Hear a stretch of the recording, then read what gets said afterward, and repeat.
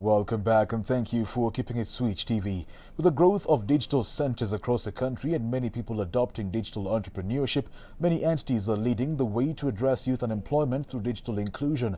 Our very own Apollo James had a conversation with the digital entrepreneur who explains that by tapping into the new digital opportunities, we can create more suitable and decent employment. Tell us about Digitali, where it all began. Okay, so Digitali is about 18 months old. We are a network of about 480 digital centers. In fact, I think we are close to 500 now in peri-urban and rural areas. We work with digital centers across the country. We are in 45 out of 47 counties. And it's just been a really, really exciting journey. So when we started out, we thought this was going to be a franchise, but given the pandemic, COVID and everything, it ended up being a network. So currently we are maybe 70% of our network is in the peri-urban and rural areas, which makes a lot of sense because that's really where we have a lot of micro enterprises that need more access to tools, resources, training, etc. You've mentioned about trainees. What criteria do you look for before you get to identify these centers? The first item on the criteria is been in existence for 6 months, and then the second one is they have to have a minimum of 3 computers at their locations. And the reason for that is because a lot of the trainings that we carry out and some of the B2B initiatives that we are running need for them to have some computing ability at their location. So those are the only 2 criteria really. And of course they have to be ambitious, right?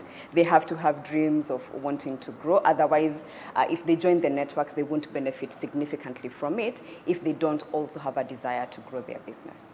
How do you support these centers? So let me talk about it from a broader perspective, which is how do we support the cyber cafes that come into our network and become Digitali centers. There's 3 things that we mainly do. One is capacity building and training, and I can talk about that a little bit.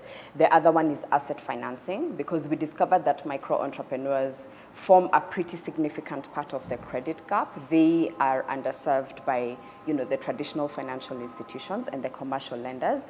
And in some cases, they don't necessarily have the kind of records that they need to be able to access a loan, whether it's from a SACCO or whether it's from a financial institution. So we do asset financing. And we do a lot more with regards to asset financing than just giving them the money. In fact, our route is very non-traditional. And then the third thing we do is we recently launched a B2B, which is basically we have clients who, so when we started off this project, we had a lot of partners that we were engaging with. And as we grew the number of digital centers we had, and as we grew to the 45 counties that we are in, we had clients who would approach us and they would say, I have a really good foothold of my product or my services in the Nairobi area, but I've been trying to figure out how to go beyond Nairobi. So for example, if I wanted to go to Oyugis or Homa Bay or Kisii or Kirinyaga, how exactly do I go to those areas, given that, we were having COVID, we're having the pandemic, cash flow was a big challenge for businesses, and no one wanted to spend a significant amount of money on infrastructure. So whether it's overheads, painting an office, hiring staff, etc. And the clients who were reaching out to us were asking us, is there a way we can use your digital centers? One, to test the viability of our app, product, or service, and is there a way that we can get into an arrangement where we can use some of your digital centers to help us maybe access or get a foothold into some of those areas? So that is what brought about B2B. So the 3 things we do with our digital centers is opening up revenue generating opportunities from clients that we engage. Secondly, asset financing, and then capacity building and training. What are the major challenges you faced since inception of this project? The challenges were in terms of rethinking.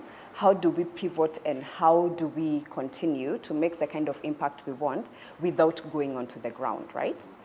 But the pandemic was probably a blessing in disguise for us more than it was for a lot of organizations, because when the pandemic happened, first, places of hospitality were closed and schools were closed, and also other businesses, right?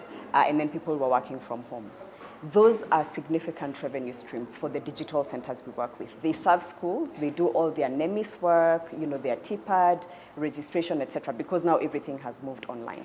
When digital centers lost a significant part of their revenue, they were open to listening to someone who could give them a better way of building sustainability into running their businesses. So they were a lot more open and they were a lot more receptive to having conversations with us. But really the journey has been very much about us listening to the digital centers and identifying exactly what their needs are and then responding to those needs. What are your last words to the viewers watching you tonight? I think what I really want to say is that we used to think about cyber cafes as a hole in the wall, as basically, small micro businesses. But what I would like to challenge everyone to think about, whether you're with an organization or you're thinking of expanding your footprint, is to think of these digital centers as businesses that can be a partner as you go forward. They can help you expand your footprint, and they can really help you get your products into those demographics that have been hard to reach previously. Thank you so much for creating time. It's been an insightful conversation. See, winging it works. See, winging it works.